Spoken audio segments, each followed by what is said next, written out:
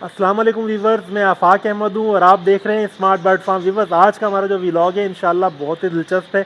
बहुत सारे लोगों के जहनों में आजकल ये सवाल उठ रहा है और उठना भी चाहिए, क्योंकि भाई हालात ऐसे चल रहे हैं। बहुत सारे लोग हैं जो इस वक्त बर्ड फार्मिंग में आना चाहते हैं, क्योंकि बहुत सारे कारोबार पाकिस्तान में इस वक्त बहुत ज़बरदस्त तरीके से यूँ समझ लें ज़मी बोस हो रहे हैं। आज भी हमने एक रिपोर्ट में देख रहा था, उसमें बताया कि पाकिस्तान की अपना पोर्ट के ऊपर तकरीबन 4700 यानी कि 4700 कंटेनर्स खुर्दनी एशिया के बाउंड पड़े हुए हैं, उनको निकाला नहीं जा सकता, क्योंकि गवर्नमेंट जो सा है वो डॉलर रिलीज़ नहीं कर रही है, डॉलर नहीं देना चाह रही, एलसीज नहीं खोल रही है एक्सपोर्टरों की।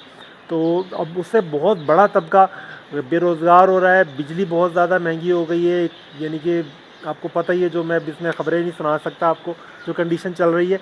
तो ये कंडीशन अब इस वजह से बहुत सारे लोग बर्ड फार्मिंग की तरफ, या इस यानी कि इससे रिलेटेड जो भी काम है, यानी कि बर्ड फार्मिंग भी हो गया, पोल्ट्री हो गया, इसमें गोट फार्मिंग हो गया, इसकी तरफ आना चाहते हैं। और इसमें फिर वो सोचते हैं कि यार इसमें अर्निंग कितनी होगी। तो मेरी जो फील्ड है, आपको पता है, मैं तो बर्ड फार्मिंग करता हूँ, तो मैं बर्ड फार्मिंग के मुतालिक तो मैं आपको बतला सकता हूँ कि बर्ड फार्मिंग में कितनी अर्निंग हो सकती है। ये फार्मिंग पाकिस्तान में बहुत तरह की हो रही है। यहाँ पर शहद की भी फार्मिंग, यानी शहद की मक्खियों की फार्मिंग करते हैं लोग, रेशम के कीड़ों की फार्मिंग करते हैं, खरगोशी की फार्मिंग करते हैं, गोट फार्मिंग करते हैं, और बड़े जानवर बैल वगैरह, दूध या गाय बैल वगैरह वो पालते हैं दूध के लिए और गोश्त के लिए भी। और काफ़ी सारी इनकी फार्मिंग है। खरगोशों की फार्मिंग बड़ी, एक दो इलाकों के अंदर कितने बड़ी कामयाब हो रही है। ठीक है ना जी। तो अब लोग इसके अंदर आना चाहते हैं, अब उसमें होता है यार कितनी इन्वेस्टमेंट से हम कितनी अर्निंग कर सकते हैं, ये एक बड़ा सवाल होता है। तो इसका देखें, मैंने भी जो पिछले तकरीबन 1.5-2 साल में सीखा, मैं आपके साथ वही शेयर करूँगा। ठीक है ना। अगर आप छोटे पैमाने से शुरू करना चाहते हैं, मैं आपको एक बिल्कुल भाइयों वाला मशवरा दे रहा हूँ कि भाई आप फिर केज बर्ड में शुरू करें। मैं बार बार आपको ये बतलाता हूँ कि मैंने यहाँ से शुरू किया था इसलिए कि मेरे पास जगह इस तरह की अवेलेबल थी। ठीक है ना। मुझे छत डालनी थी, मैंने छत डाली और नीचे मैंने अपना फार्म बना लिया। सही है। मैं यानी कि मुझे इस तरह का एक मौका मिला हुआ था तो मैंने कर लिया। अगर आप जब शुरू करते हैं तो आप कोशिश करें कि आप यानी कि केज फार्मिंग से शुरू करें। केज फार्म का फ़ायदा ये होता है कि आपको ज़्यादा ख़र्चा नहीं करना पड़ता। यानी कि अभी जैसे मुझे तो काफ़ी ख़र्चा करना पड़ा, 10-12 लाख रुपए मेरा लग गया। मैंने छत डाली, केजेस बनाए, इसमें मेरा काफ़ी ख़र्चा हो गया, तकरीबन 10 लाख के आसपास हो गया। तो इतने में तो बहुत कुछ हो जाता है, इतने में तो आप बेहतरीन बर्ड फार्म बना सकते हैं। तो आप केज बर्ड से शुरू करें और छोटे परिंदों से शुरू करें। और एक चीज़ जहन में रखें कि आपने बर्ड फार्मिंग को पार्ट टाइम शुरू करना है, यानी कि आप इसके साथ साथ कोई ऐसा काम शुरू करें जो आपको रोज़ाना की बुनियाद पर आपकी इतनी इनकम करके दे सके कि आप अपने जो भी घर के खर्चे हैं वो आप पूरे कर सकें। यानी कि एक मिसाल के तौर पे, अगर आपको 50,000 रुपये की आपकी घर की आपको है कि यार मुझे 40-50 हज़ार रुपये महीने का मुझे घर का ख़र्चा चाहिए ही चाहिए, यानी कि उसमें सारे वो आ जाते हैं खर्चे जो भी हैं, तो आप इतने एक का जो है, आप इतनी एक की जॉब, इतने एक का कोई छोटा मोटा दूसरा कारोबार वो आप करें।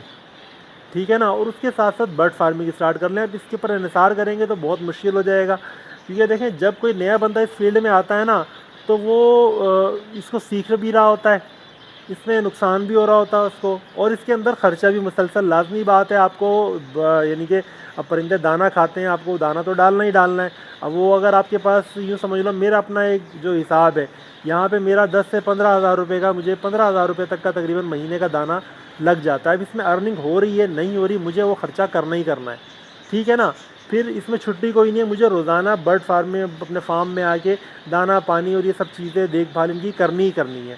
तो इसका अगर मैं यूँ समझ लें कि मैं 2 घंटे निकाल देता हूँ, मैं 2 टाइम यानी कि दाना पानी कर रहा हूँ, सुबह में शाम में दोनों टाइम करता हूँ। अब सर्दियाँ तो ढकना भी पड़ता है। घर के अंदर होने का ये फ़ायदा हो जाता है कि मैं ये काम बच्चों से भी करवा लेता हूँ कि यार जाओ यार ज़रा परिंदों को ढक के आ जाओ। सर्दी में हीटर, मैंने आपको बताया था, हीटर हमारा नीचे किचन का चूल्हा, उसको जलाते हैं हीट करने के लिए, वो भी आसान है। तो कोशिश ये की है कि यार सिस्टम को आसान रखूँगा तो मैं ख़ुद भी कर सकूँगा और साथ में बच्चे भी कर सकेंगे। ठीक है ना। तो आपने इसको शुरू करना है पार्ट टाइम से ही। अब इसके साथ साथ आपने कोई जॉब करनी है। अब जॉब में एक चीज़ ये होती है कि जॉब की टाइमिंग और बर्ड फार्मिंग के लिए टाइम निकालना वो बड़ा मुश्किल है। आप एक तरफ हो सकते हैं, या तो जॉब कर लें या फिर बर्ड फार्मिंग कर लें, ठीक है ना। अब उसमें ये आपको छोटा मोटा अपना कोई कारोबार करना है बिलफर्ज। अब लाजमी बात है, मैं ये चीज़ें बता रहा हूँ उनके लिए जो अभी कारोबार से बेचारे बिल्कुल, बहुत से लोग नुकसान होकर करके बैठे हुए हैं। कुछ लोग ऐसे हैं जो रिटायरमेंट हुई है, प्रोविडेंट फंड है उनके पास, उनके वो उससे कुछ कारोबार करना चाह रहे हैं। पाकिस्तान की सूरत हाल देखते हुए हर बंदा डर रहा है यार कौन से कारोबार में हाथ डालें। अभी कल की रिपोर्ट है, IMF ने उनको बोला है कि भाई आप 31 रुपये यूनिट के ऊपर, बिजली के कमर्शियल यूनिट के ऊपर बढ़ा दें और 100% गैस के बिल के अंदर इजाफा कर दें, यानी कि 100% यूनिट जो है गैस का वो बढ़ा दिया जाए। तो उसमें जब यानी कि एक्सपेंस बढ़ जाते हैं, लोगों के खर्चे बढ़ जाते हैं, तो फिर वो कारोबार, बहुत से कारोबार फ्लॉप हो जाते हैं। तो इस वजह से लोग डरते डरते कारोबार में ऐसा वो नहीं कर रहे। तो आप इसमें ये कर सकते हैं कि भाई आप एक ये काम कर लें, साथ में आप कोई छोटा मोटा काम, यानी कि उसमें ऐसा नहीं हो कि आपकी इन्वेस्टमेंट बड़ी हो, इन्वेस्टमेंट आप छोटी रखें और काम ऐसा देखेंगे जिसमें आपको 7-8 घंटे काम करना पड़े और आपका खर्चा पानी निकल रहा है। मैं अपने इस काम के साथ, मेरा एक दूसरा काम है, मैं हैंड एम्ब्रॉयडरी का काम वो साथ साथ में थोड़ा थोड़ा करता रहता हूँ। उसमें ये होता है कि मेरा कुछ ना जो घर के खर्चे हैं वो वहाँ से भी पूरे हो रहे होते हैं, कुछ यहाँ से थोड़ा बहुत हो रहा होता है। तो इस तरीके से करके आपको ये हो जाएगा कि आपको ये काम छोड़ना नहीं पड़ेगा। अगर आप इसके ऊपर डिपेंड करेंगे तो भाई इसके अंदर बड़ा मुश्किल हो जाता है कि आपको स्कोप लेना, ठीक है। या क्योंकि देखें, नया फार्मर जो भी आता है ना, उसकी जगह, उसका शौक़, उसका यानी कि उसका एक जिसको कहते हैं कि चाहिए कि उसका फोकस अपने काम पर, वो हाँ, मुझे तो नहीं पता होता, तो मैं तो मशवरा दे देता हूँ, लेकिन बंदा फोकस भी टाइम लगता है करने में, जगह को अपनी समझने में भी टाइम लगता है, परिंदे को समझने में भी टाइम लगता है। तो इन चीज़ों को मैं समझता हूँ कम अज़ कम भी एक सीज़न आपको पूरा चाहिए होता है, यानी कि एक सर्दी और गर्मी, एक साल आपको फार्मिंग के अंदर रहना होता है। आप ये सोच के करें कि यार अर्निंग हो जाएगी, आप उसको उस तरीके से अर्निंग कह सकते हैं कि आपके पास बर्ड जो बच्चे दे रहे हैं, आप उनको रोक के अपने फार्म को बड़ा कर लें, ठीक है ना, उस तरह से अर्निंग हो जाएगी। लेकिन आपको सीखने के लिए कम अज़ कम भी एक साल इसको चाहिए कि जब आप जो आपने परिंदे डालें। अब इसमें ये आपके अपने ऊपर है कि आप परिंदे कितने डाल लेते हैं, यानी कि आप कितनी तरह के, मेरे पास अभी 4 तरह के बर्ड्स लगे हुए हैं, ठीक है ना। मैंने डव भी डाली हुई है, मैंने रिंगनेक डाले हुए हैं, फिंचेस डाली हुई हैं, मैंने अपना जावा डाली हुई है, 4 मेरे पास वैरायटीज़ हैं। अब मैं इन 4 वैरायटीज़ को सीख रहा हूँ साथ साथ, यानी कि काम भी कर रहा हूँ, सीख भी रहा हूँ। अब मैं कल को इनमें से कोई एक कम करता हूँ, कोई दूसरी बढ़ाता हूँ, तो उसमें कम से कम ये होगा मेरे पास भाई 3 बर्ड ऐसे जो मैंने सीखे हुए हैं। अब मैं बिल फर्ज में फिंच ख़त्म करता हूँ, लव बर्ड के ऊपर काम शुरू कर देता हूँ। तो बाकी मेरे पास डव और मेरे पास सिल्वर यानी कि अपना जावा है और रिंग नेक है, मैं ये तो सीख चुका हूँ, ठीक है ना। ये मैं सीख रहा हूँ साथ साथ, जब मैं बर्ड डालूंगा, लव बर्ड डालूंगा, तो मैं इनको सीख चुका हूँगा। तो इस तरीके से आप इनकी स्टार्टिंग में थोड़े थोड़े से शुरू करें, थोड़ा थोड़ा इनके इन्वेस्ट करें और उसको सीखें। पहले एक साल आपको ये सोच के करना है यार ये मुझे सीखना भी और इसमें अर्निंग होगी तो वो बोनस है, ठीक है। जब आप इस चीज़ को समझेंगे तो इंशाल्लाह आप इस कारोबार से डिसहार्ट नहीं होंगे। इनकम कितनी होगी ये तो मैं आपको नहीं कहता भाई, सीधी बात है, बहुत से लोग बहुत अच्छी इनकम कर जाते हैं, बहुत से लोग इसके अंदर नहीं कर पाते, छोड़ भी जाते हैं इस काम को, ठीक है। फिर आप अगर करना चाहें, जो मेरा अपना एक्सपीरियंस है, जैसे मैंने ख़ुद भी शुरू किया हुआ है, यूट्यूब चैनल आप देखते ही हैं, तो आप यूट्यूब चैनल भी शुरू कर सकते हैं। शुरू में भाई यूट्यूब चैनल का भी ऐसा ही था, मेरी आप शुरू की वीडियो देखेंगे 6-7 मैंने उनके ऊपर थंबनेल भी नहीं लगाए, वो ऐसे ही हैं, 6 या 7 वीडियोज़ हैं, ठीक है। वो उस वक्त की थी कि जब मुझे यूट्यूब पर वीडियो अपलोड करना भी सही तरीके से नहीं आता था। मैंने ऐसे ही अपने यानी कि जो दोस्त हैं मेरे, एक मेरा भांजा है, उससे मैंने सीखा कुछ थोड़ा बहुत, वो बताता रहता था ऐसे ऐसे करना है, तो मैं उस तरीके से करके मैं यानी कि 3-4 महीने तक तो मुझे इसके बारे में ऐसा था कि मेरे पास 2-4 वीडियो 6 वीडियो बनाए। उसके बाद मैंने सोचा कि नहीं यार, इसके ऊपर तो पहले बहुत वीडियो पड़ी हुई है, मेरी वीडियोस कौन देखेगा। फिर एक वो फिंच एवरी की मेरी वीडियो थोड़ी हिट हुई, यानी कि ये बकरा ईद के दिनों की बात है, मुझे मेरे भांजे ने बताया मामू तुम्हारा चैनल की तो एक वीडियो वायरल हो गई, आप इसके ऊपर काम करो।